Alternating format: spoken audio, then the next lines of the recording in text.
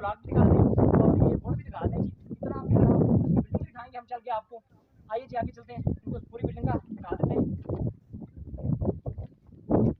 ये देखें जी कितनी प्यारी बिल्डिंग बनी हुई है और इस पर हुकूमत ने कितने पैसे लगाए हैं और कितने कुर्बानियाँ दे के कितनी मेहनतों और मुशक्क़तों से ये बिल्डिंग बनी है। मगर अफसोस है कि इसके ऊपर इसके अंदर कोई इस वक्त अमला मौजूद नहीं है। अगर इस टाइम कोई सीरियस हालत में पेशेंट ही आ जाता है तो उसको अगर फर्स्ट एड की सहूलत भी ना मिले तो क्या होगा, देख लेते हैं जी। मुकामी लोगों से भी बात कर लेते हैं। आप भाई यहाँ पे आ जाएँ। वालेकुम सलाम, क्या नाम है जी आपका?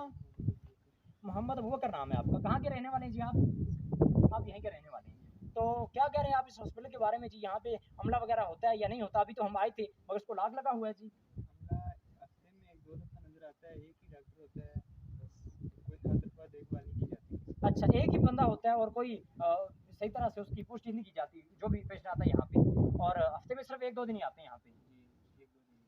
अच्छा, चलें ठीक है इंशाल्लाह इस पे देख लें जी। इंतज़ामिया ने कितनी मेहनतों से कितनी कोशिशों से जो बनाया था, मगर इसका इंतज़ामिया ज़िम्मेदार है या कौन सा ज़िम्मेदार है? डिस्ट्रिक्ट कमिश्नर साहब हैं या महकमा सेहत है? तो इस पे हम ये देख लें, आपको दिखा रहे हैं कि भाई यहाँ पे कोई भी बंदा इस वक्त मौजूद नहीं है, अमला कोई भी नहीं है।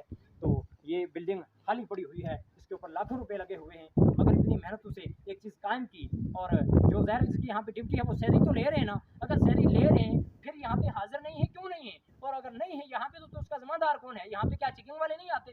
कौन इस चीज़ का जिम्मेदार है? इसके ऊपर देख सकते हैं हम, सारी दुनिया को दिखा रहे हैं ये चीज़।